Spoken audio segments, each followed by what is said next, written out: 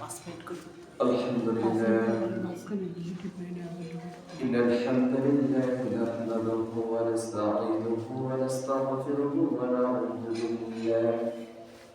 ونعوذ بالله من شرور أنفسنا ومن سيئات أعمالنا من يهده الله فلا مضل له ومن يضلله فلا هادي له ونشهد أن لا إله إلا الله وحده لا شريك له ونشهد أن محمدا عبده ورسوله أما بعد أعوذ بالله من الشيطان الرجيم بسم الله الرحمن الرحيم يا أيها الذين آمنوا كتب عليكم الصيام كما كتب على الذين من قبلكم لعلكم تتقون وقال تعالى أعوذ بالله من الشيطان الرجيم يا أيها الذين آمنوا اتقوا الله حق تقاته ولا تموتن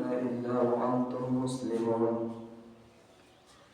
إلى آخر آية وقال النبي صلى الله عليه وسلم عن أبي هريرة رضي الله تعالى عنه قال رسول الله صلى الله عليه وسلم إذا جاء رمضان فتحت أبواب الجنة وغلقت أبواب جهنم وصفدت الشياطين رواه البخاري ومسلم. عن أبي هريرة رضي الله تعالى عنه قال رسول الله صلى الله عليه وسلم من صام رمضان إيمانا واحتسابا غفر له ما تقدم من ذنبه ومن قام رمضان إيمانا واحتسابا غفر له ما تقدم من ذنبه ومن قام ليلة القدر إيمانا واحتسابا غفر له ما تقدم من ذنبه رواه البخاري ومسلم إلى آخر الحديث.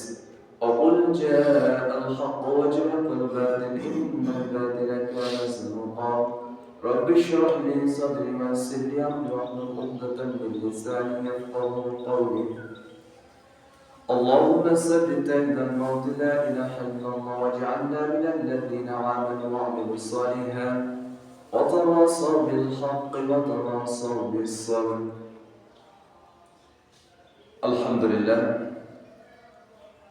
শুরুতে প্রশংসা জ্ঞাপন করি সেই মহান রব্বুল আলামিনের জন্য, যে মহান রব্বুল আলামিনের অশেষ মেহেরবানিতে আজ পবিত্র জুমার দিন, সাপ্তাহিক ঈদের দিনে আমরা দুনিয়াবি হাজারো রকম ঝামেলাকে উপেক্ষা করে আল্লাহর মসজিদে আসার সৌভাগ্য দিয়েছেন। এই জন্য শুরুতে সেই মহান রব্বুল আলামিনের দরবারে প্রশংসা জ্ঞাপন করি। সকলে বলে আলহামদুলিল্লাহ।